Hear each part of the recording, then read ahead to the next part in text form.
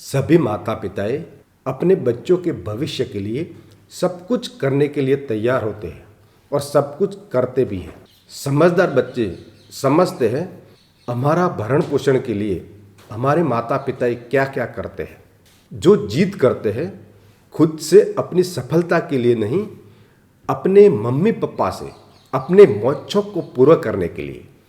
एक लड़के ने अपने पापा से कहा, पापा मुझे नया मोबाइल चाहिए। पापा ने कहा, बेटा अभी कुछ दिन रुक जा, फिर तुम्हें एक नया मोबाइल दिला दूंगा। बेटे ने कहा, आपके पास मेरे लिए कभी पैसे ही नहीं होते हैं। हमारे सभी दोस्त अच्छे से रहते हैं, किसी के पास कोई कमी नहीं है, केवल मेरे पास ही हर चीज की कमी होती है। अब बच्चे पैदा करना बेहद आसान है, लेकिन उन्हें परवरिश करना बेहद मुश्किल है। जब आप मेरी ज़रूरत पूरी कर ही नहीं सकते तो क्या मतलब ऐसे घर में रुकने का। मैं घर छोड़कर जा रहा हूँ। बेटा रुक जा, मेरी बात तो सुन, हम तुझे दिला देंगे। मम्मी और पापा ने बेटे को रोकने की और समझाने की काफ़ी कोशिश की, लेकिन वह नहीं रुका। गुस्से में उसने एक थैला लिया और घर से निकल पड़ा। मगर घर से निकलते समय गलती से उसने अपने पापा की डायरी अपने थैले में डाल ली। पापा की आदत थी कि वह हमेशा डायरी लिखा करते थे और उनकी डायरी को छूने की परमिशन किसी को भी नहीं थी।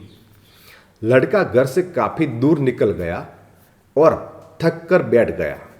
जब लड़के ने वह डायरी देखा तो उसने सोचा, हम जो चाहते थे आखिर मिल ही गया।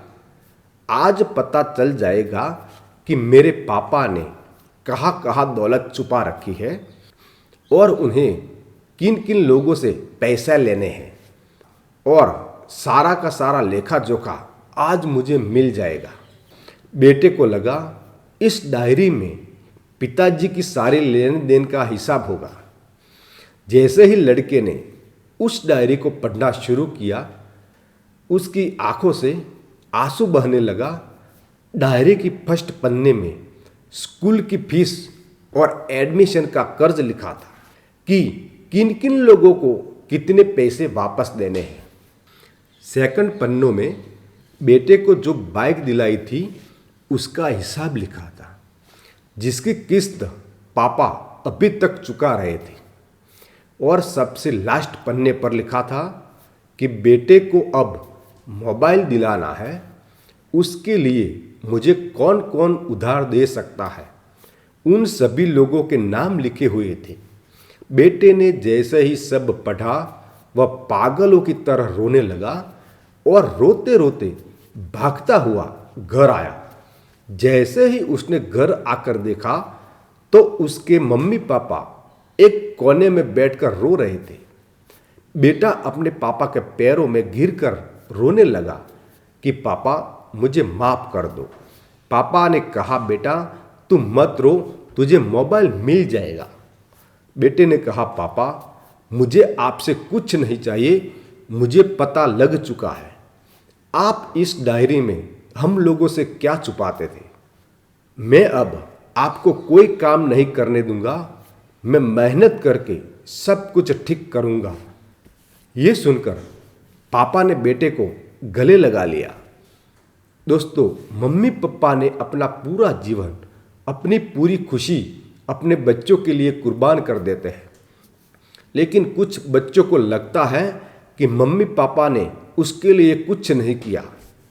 वह कभी आपको अपनी परेशानी नहीं बताते, भले ही वह कितनी ही बड़ी मुसीबत से गुजर रहे हो। रिलेशन वाले भी उन्हें नीचा दिखाते होंगे तो भी वह सह लेते होंगे, लोग भी ताने मारते होंगे तो भी वह सह लेते होंगे, मगर आपसे अपनी समस्या कभी शेयर नहीं करते, क्योंकि वो आपको कभी दुखी नहीं देखना चाहते हैं।